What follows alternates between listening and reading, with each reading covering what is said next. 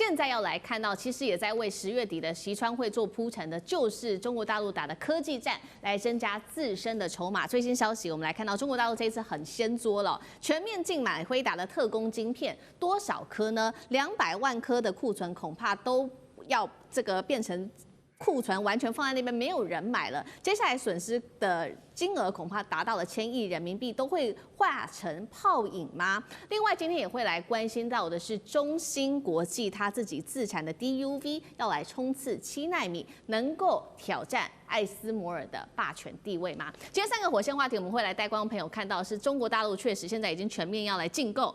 最新消息哦，辉达的任何特供晶片，200万颗库存会不会引爆危机呢？中芯的首款 DUV 曝光之后，它的7奈米会不会重击艾斯摩尔的霸权？最后我们也会来看到阿里最新出的这一款晶片，由平头哥来出席了。根据了解，性能是能够强碰辉达的 H20的，辉达将会完全的从中国大陆的市场被退出吗？等一下我们都会来做最全新的关注。先来看到的是刚刚提到的嘛，这个大陆北京进的辉达的特供，任何的 AI 晶片都不能再进了。这当中包括了这一款 RTX Pro 6000D 的伺服器。那哪一些科技公司大陆有下令不能再买辉达的晶片呢？包括了这些科技大厂，像是字节跳动啊，又或是像是阿里巴巴跟百度。辉达这下可担心了，为什么呢？我们来看到它的库存，尤其到了年底啊，最多可能达到200万颗，这些库存到底积压在这边，接下来怎么办呢？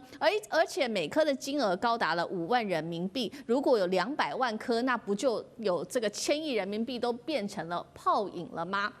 我们来看到最新的发言，来自黄仁勋的说法。他说：“对啦，我现在是真的对于中国大陆的这些动作感到很失望，但是我还是会耐心以对的。”美国的众议院议长则是痛批中国大陆成为美国的一个对手。刚刚讲到的是最新科技，尤其是中国大陆要自产自己的晶片之外，还有光刻机，这是最新消息。中芯国际它测试了这一款是由上海的新创公司与量生生产的28奈米的 DUV 曝光机，它靠的技术就是多重曝光，还有这种静默式的技术。等一下请委员来带我们看，生产的是7奈米晶片。那么现在也做了一个预估哦，中芯跟多家的大陆晶片业者已经规划了接下来的战略蓝图，就是说2026年他们的产能要能够翻到3倍，但是根据了解，现在大部分都还是要依靠艾斯摩尔旧款的 DUV 啦。但是呢，国产晶片的光刻机最快2027年就可以来进行了量产了。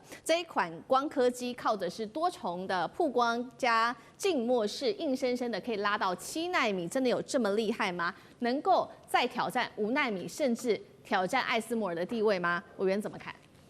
大陆的光刻机是进步神速，但是目前还不能够挑战艾斯摩所做的 DUV 或 EUV。原因在过去一段时间里面，大陆所推出来的 DUV 都还是属于干式的这个深紫光的光刻机。那至于浸润式的这个光刻机啦，是刚刚测试出来，这是大概是第一款。媒体报道的中国大陆有浸润式的，就是镜头在水里面，你靠着水的放大作用，可以做得更精密一点的。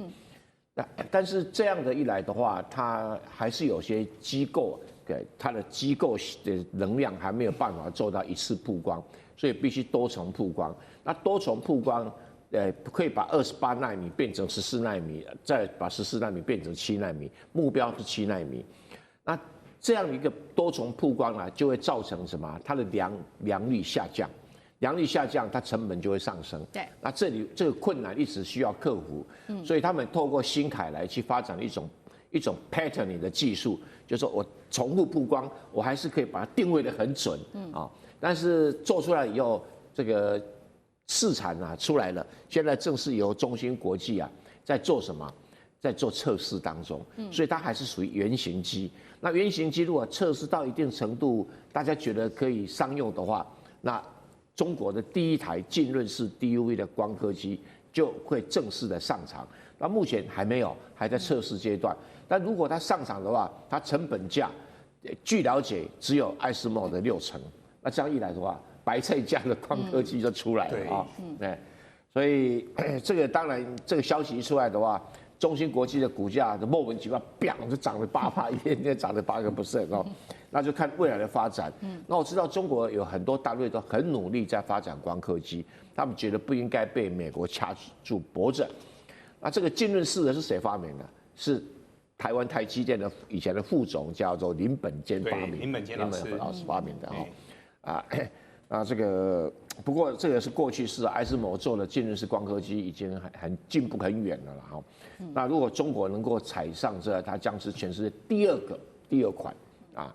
那如果这个成功的话，那像那个 EUV 啊，有人发展出光源，有人发展，可是一直都多不起来啊，因为它是要很多的功能组合在一起的。那这个 DUV 是第一次中国自己组合成功，先预祝它这个。一本万利哈，至少已经先反映在股价上面了啦。那宽哥又怎么看？接下来会不会威胁到美国的晶片霸权等等？这一段谈的会是最新的数字哈，大家如果有些记不住的，到时候就回看思敏的这么漂亮思敏的一个节目哦。我再要谈一些比较新的东西哦。第一个开头，辉达哭了，苹果笑了，发生什么事呢？辉达现在呢，他们是很认真的要去符合美国的一个期待跟中国他们市场的一个需求，所以他们都推出了降规版的晶片。但现在中国已非无下阿蒙，所以简单的说，过去我要让你摆布，现在呢低规的晶片我不要买了。简单的说，北京现在已经说了哈，你跟政府做生意的呢，尽量不要去买辉达的相关晶片。所以现在卡住2个地方。第一个新型的一个显卡5990跟6000系列的，据说卖不动，然后再来新的，因为 H20后面接的是 B30嘛 ，B30的晶片听说现在中国也不买，所以现在黄仁勋慌了，他就说我失望，但是我会耐心以对。为什么呢？据传货已经准备好了，那现在大家在估到底会影响多少？会影响50亿美金，还是100亿美金，还是150亿美金？各位这个还不晓得，因为这件事情还在现在进行式。好，为什么苹果笑了呢？现在中国很简单哦，苹果那一天据传来到台湾，在下单的过程当中，全台湾所有的厂商吓一跳，怎么下这么多呢？通常苹果在下新的一个订单大概是8000万只左右，这次苹果据传下到9000万只到9200万只，大家都说这个数字太高了啊，怎么会下这么多呢？结果库克说，我们这是有史以来第一次没有遇到华为的抵抗。那发生什么事呢？来龙去脉跟各位说哈，原来啊，现在北京把全力都在做 AI 晶片，所以现在全力在做 AI 的升腾910C 跟910D， 华为的晶片出不来啊。那华为晶片出不来怎么办呢？所以这次苹果新的17手机推出来的时候，华为没有新机来跟它正面对抗，所以苹果认为这次他们有办法在中国，在全世界这一次要大获全胜。这个是目前的做法，就是辉达哭了，苹果笑了。好，现在重点来了，回论到刚才思明所说的，现在中芯他们所做出来的这个所谓的宇亮生所做的这个浸润式的晶片，能用或不能用？目前去观察艾斯摩的现行，因为它目前的现行长期的股价在550上下，正负50块钱，目前这个现行没有破，所以大家都还在观察。但如果真的让它给成功的话，这个是天大地大的事。为什么呢？目前到2027年，中国还要开出9间到10间的成熟制程相关的晶片，所以大家都在担心那些成熟制程。为什么呢？未来的成熟制程势必它会白菜价。可是如果中国它这个技术往上提升的话，那我先跟各位说哦，未来的世界真的是一个世界2个极端。为什么叫2个极端呢？现在的美国很多的投行，他们最新的一个报告已经在说了。台湾的一个部分的话，因为我们所做的是美规的 AI， 那目前美规的 AI 包括了美国、包括了欧洲、包括沙特阿拉伯、包括日本等等，他们都还在扩产当中，所以我们这边还是很棒，这个没有问题。但中国现在它要自给自足，中国自给自足有它自主的一个 AI 的情况之后，它现在的晶片如果真的能用，他干嘛让美国掐住他的脖子？所以呢，根据最新投行的报告跟全世界能够抓到新的一个资料，就是这一波正在最关键中的一个关键。所以黄仁勋在等，苹果笑了。但如果中国它未来的 AI 真的能够自主，回到刚才老师所说的，中国的 AI 的晶片没有美国领先啊，它怎么做呢？各位 ，AI 的晶片不需要很小，它的机房可以大。所以他们目前呢，据说第一个在矽光上面的专利守不住，美国的专利守不住哈，他们的光纤的一个技术、软体的一个技术、记忆体的一个技术都已经跟上来了。所以只要中国它的 AI 到时候真的能够自主的情况的话，未来在 AI 的世界当中，就是会一个地球2个世界，美规世界跟中国的世界。那中国的世界它自给自足之后，辉达、黄仁勋跟美规这一块的 AI 会受到多少的影响，我们就一步一步的观察。但现在第一个雏形正在出来当中，可以确定一件事情是，中国不希望跟过去一样被卡脖子，所以很多事情他们在自立自强。好，中国大陆的 AI 晶片自主，现在黄仁勋真的也是很担心哦。我觉得中国大陆现在已经几乎要完全把辉达给切割出去。那以后如果真的分成美规跟中国大陆的规格的话，我们来看到其实。这个加强了自己本土业者他在加强自产的能力，尤其是刚刚我们提到的这一款这个阿里巴巴。等一下我们请赖老师来带我们看它的旗下的平头哥最新的这款 AI 的晶片，确实已经能够性能超越辉达的 A800了。这一款 AI 晶片叫做 PPU， 然后根据了解是跟美国最新的，也就是辉达的 H20，它是可以程度差不多的。赖老师怎么看？晶片这个东西很科学的，你一量产一生产出来，你就给大家检验嘛，所有的仪器都会测试它的，例如说它的显卡容量有多少，它能够运算多少，它能跑多快，它那个耗能多少，这个东西你都跑不掉的，因为仪器就摆在那个地方，一放进去，简单的说就国际数字啦，对，它是国际数字啦，所以这个造假造不了，是。那这个数字就一拍两瞪眼嘛，所以当阿里的这个晶片一出来了以后。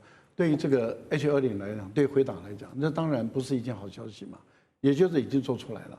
那过去有升腾910D、910C， 那现在阿里自己本身也做出来了。好，那我们就来看了刚刚宽敏兄他所提到的一个很重要的一个概念，就是说大陆怎么样让自己的企业自立自强。对，自立自强不是一句空话，自立自强是要把你养大。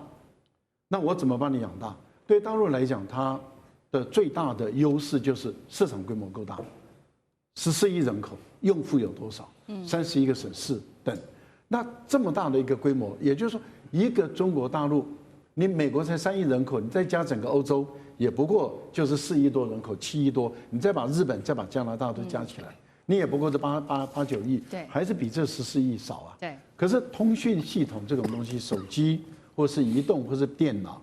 那这个部分在大陆已经基本上来讲普及化了，所以它已经不再是说少数人或者是只有某些精英他们在使用，它已经是全面性的普及。好，那普及的话，就是它市场规模够大，而且它市场规模比你美国能够联合起来的盟国的总和都还大。那这样的情形，我们就来看，那大陆做了什么？李强这次就到了青海去了嘛？对，他到青海干嘛？去看中国联通。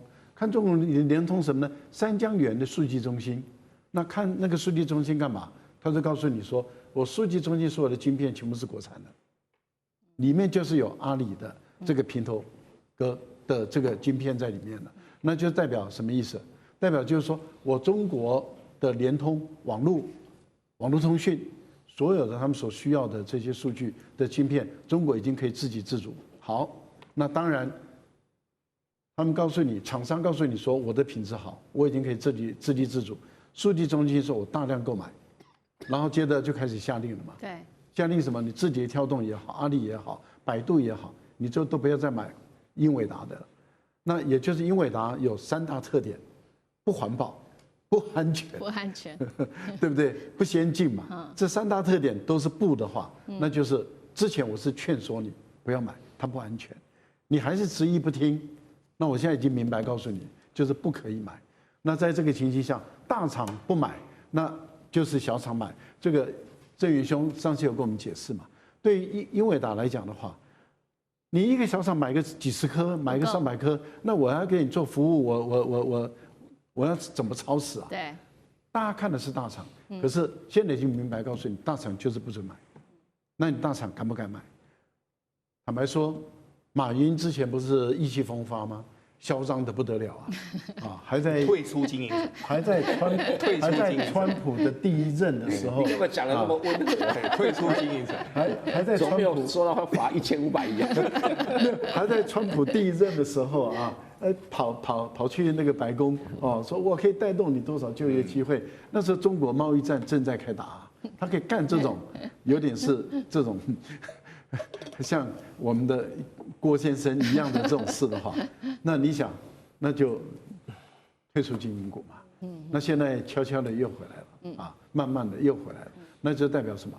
代表就是说，在大陆这么大的一个经济体，一家公司的老板，你即使你说你的资本额再怎么大，以大陆来讲，官股都有的啦。没有说这个你可以任意妄为啦，可以恣意妄为啊，民族大义啊，要守得住啊。好，那我们问题来了。也就是当大陆下令了以后，你觉得有哪个大厂敢偷偷的再去买英伟达？黄仁勋当然整个脸都惨淡嘛。对，为什么？因为 H20已经卖不出去了，这几十万颗相对来说也落后啦，也落后现在也落后没有啦。。那现在特供版的 B30也不卖了，要卖，但是他们说不买，中国说不买。因为3年美国也不让他卖，目前还没有统批准。许可权还没来，还有许可权还没来，对。所以你可以看到，这个对于黄仁勋来说的话，不过我觉得黄仁勋再怎么样，他还是这个华人啊，中华子孙啊，他不会像祖克伯那样，啊，一翻脸以后就那个栽赃抹黑，他不会。我觉得修养好，修养好就是有机会，不会像祖克伯一样脸就黑到底了。是，好，谢谢赖老师。那我们休息一下，马上回来。地缘政治、美中之争、战略价值、强权崛起、小国生存，现在与未来洞悉事件走向。